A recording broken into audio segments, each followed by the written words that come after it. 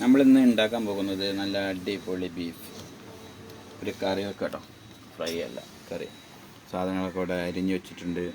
വെളുത്തുള്ളി ചതച്ചിട്ടുണ്ട്, ഇഞ്ചി ചതച്ചിട്ടുണ്ട്, പച്ചമുളകും ചതച്ചിട്ടുണ്ട്, ഉള്ളി അരിഞ്ഞ് വെച്ചിട്ടുണ്ട്, തക്കാളി പിന്നെ ഇനി കുറച്ച് കഴിഞ്ഞിട്ട് അരിയാലോ, പിന്നെ സമയമുണ്ട്.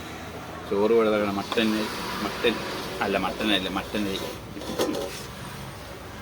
ആയിക്കൊണ്ടിരിക്കുന്നു. അപ്പോൾ നമുക്ക് പരിപാടി തുടങ്ങാം. റെഡിയാക്കാം കേട്ടോ. നമ്മുടെ വണ്ടി ഓരോ ദിവസം ഓരോ വണ്ടിയിലാണല്ലേ. ഇപ്പോൾ നിൽക്കുന്നത് വാടാനപ്പള്ളി.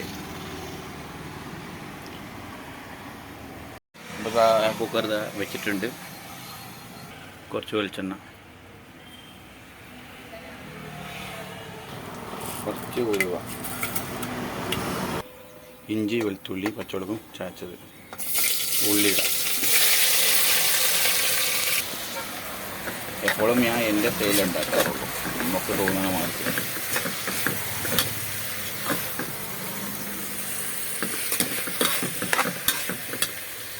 ആഡ് ചെയ്യാം. ഉള്ളി ഒരു ഇതായിട്ടുണ്ട്. അപ്പം നമുക്ക് തക്കാളി ചെറുതാക്കി അരിഞ്ഞ് അത് കൊണ്ടും ഇടാം കേട്ടോ. ഇനി ഒന്ന് മിക്സ് ആക്കട്ടെ. നല്ലോണം മിക്സ് ആയിക്കിന്. ഇനി ഒന്നൊന്ന് വാടിയിട്ട് നമുക്കടുത്ത് ചേരുവകൾ ചേർക്കാം. ഇതിലേക്ക് വേണ്ട സാധനങ്ങളൊക്കെ ഇവിടെ റെഡിയാക്കി വെച്ചിട്ടുണ്ട്. മുളക് പൊടി, മല്ലിപ്പൊടി, മഞ്ഞൾപ്പൊടി, ഇത് പിന്നെ ഗരം മസാല, ഇത് കുരുമുളക് പൊടി, പിന്നെ ഇറച്ചി മസാല, പിന്നെ ഉപ്പുണ്ടവിടെ. ഇറച്ചി കഴുകി വെച്ചിട്ടുണ്ട് കേട്ടോ.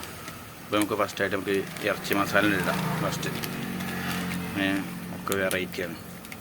ഇറച്ചി മസാല ഇട്ടിട്ടൊന്ന് എന്നിട്ട് നമുക്ക് ബീഫ് അയക്കണ്ടിടാം. പിന്നെ ബീഫിൻ്റെ ഇതൊന്ന് പോകാൻ വേണ്ടിയിട്ട് ഇടാട്ടോ. ഫുള്ളായിട്ടൊക്കെ ബീഫ് മസാല ഇട്ടിട്ട് നല്ലോണം മിക്സ് ആക്കിയിട്ടുണ്ട്.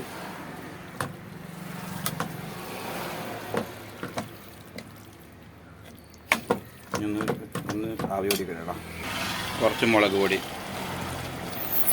ഇതിലേക്ക് ബീഫ് മാത്രം ഇട്ടിട്ടോ, വെള്ളം ഒന്നും പറഞ്ഞിട്ടില്ല.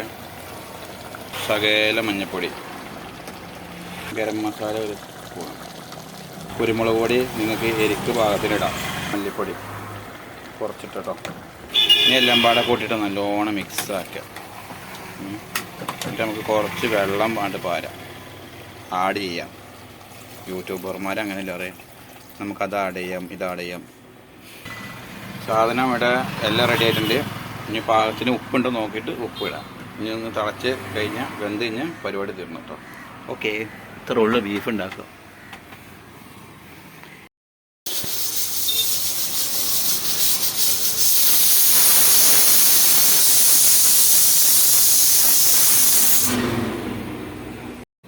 സാധനം ഇതാണ് റെഡി.